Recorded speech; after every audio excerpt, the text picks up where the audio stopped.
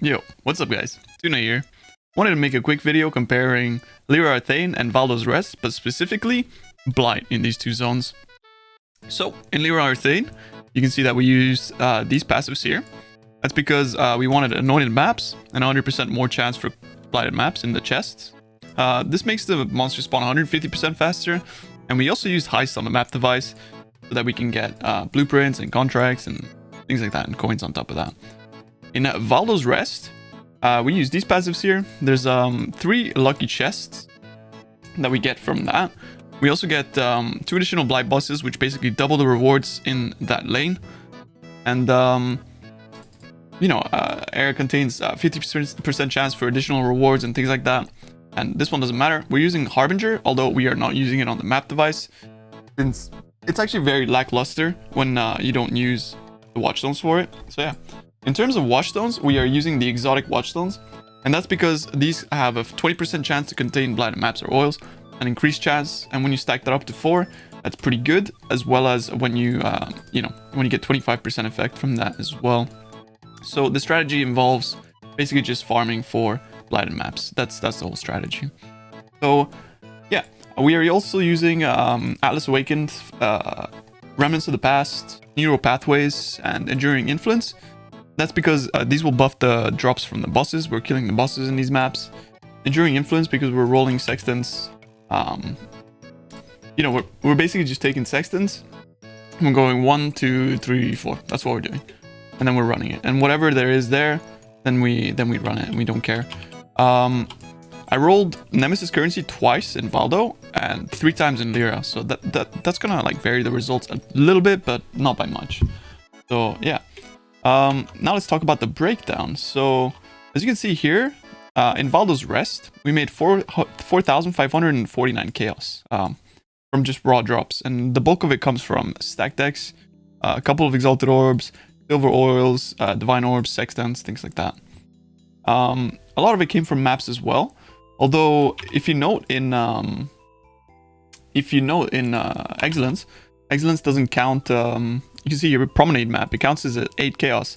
And we dropped 4 of those, but those are actually worth like maybe 20-25 chaos. So the results are going to be like a little bit less, currency than what we actually made. So yeah, I've also cleaned up these tabs for things that I wouldn't necessarily sell.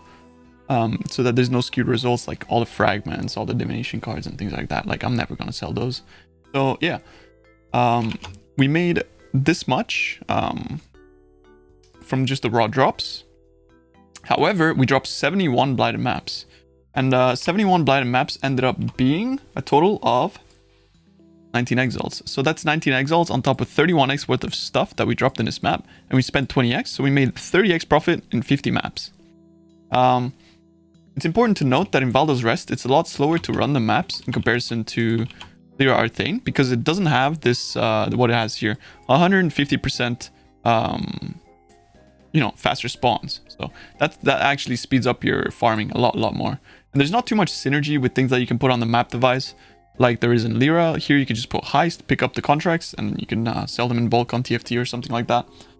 So yeah, that is the breakdown for Valdo's Rest. That is 30x profit in 50 maps. It's pretty good, not bad. That'll take you probably like 6-7 hours to run those. Now let's look at Lira Arthain. In Lira Arthain, we made 4,903. I suspect that extra little bit is because of the extra Nemesis currency that we rolled, as well as maybe some of the Blight chests, but I highly doubt that. It's probably just because of the Nemesis currency and having dropped 5 exiles in comparison to 2 in the other zone. So yeah, it's probably just going to come from the X, getting lucky drops in that regard. So yeah, we dropped 5x, we got Divine Orbs. You can see that we dropped a lot less stacked decks. In general, we also dropped the same amount of unique maps, so you can see that we dropped quite a few of the Guardian maps from killing the boss. I ran Estuary and I ran Canyon in Estuary in Lira, and then Canyon in Valdo. So yeah, we made quite a lot of currency from that, but the breakdown is a lot more complex in this zone.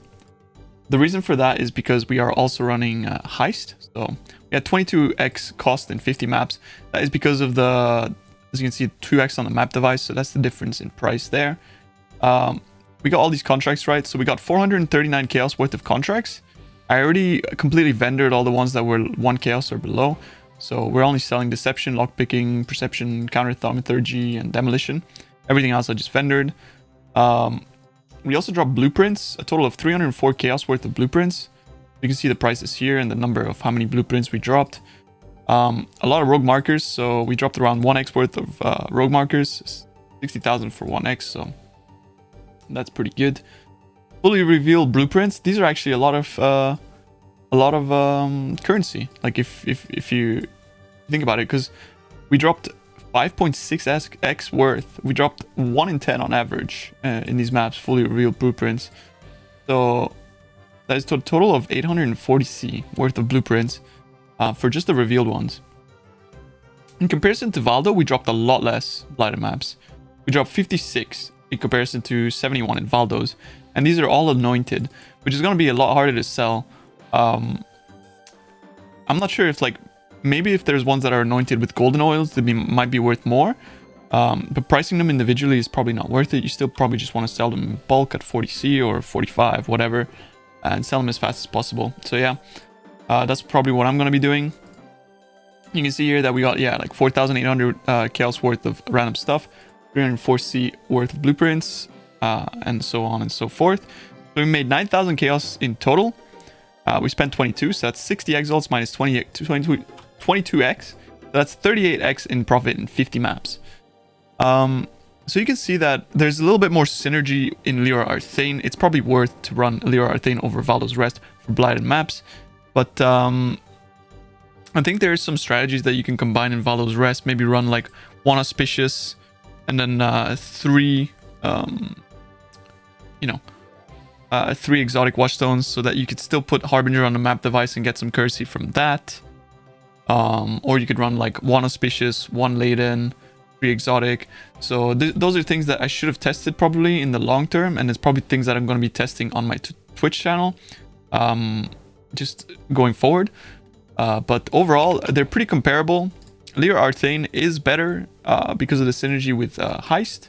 Although the one thing about Lira Arthain is that it takes quite long to sell all the stuff and to price all the things and to organize everything. You can see that we put actually quite a lot of time organizing all our contracts. Here's, Deception, Lockpicking, Perception, so on and so forth. So yeah, I'm going to be selling all this stuff. And yeah, so TLDR, Lira is better, but it's more tedious. Valdo is more Blighted maps. So if you just want raw Blighted maps, run Valdo.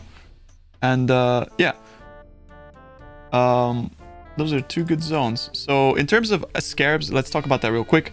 I ran Winged Blight Scarabs. Winged Blight Scarabs are very, very strong.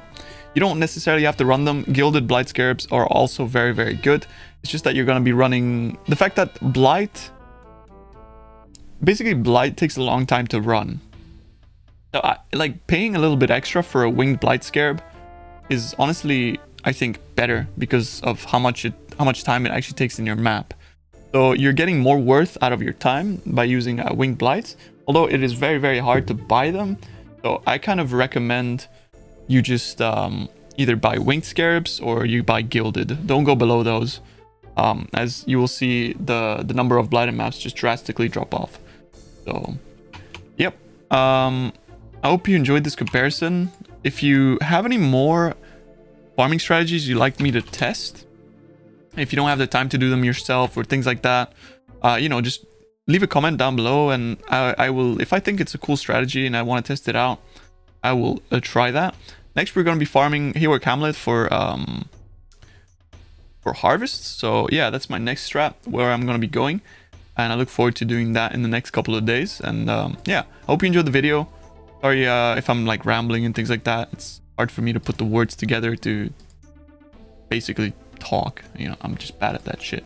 So yo, thanks guys, thanks for watching the video. I appreciate you. I hope you've had a nice day, and yeah, leave a comment, tell me what you'd like me to do next, and yeah, I hope you enjoyed this comparison. Thank you very much guys. Peace chat. Peace.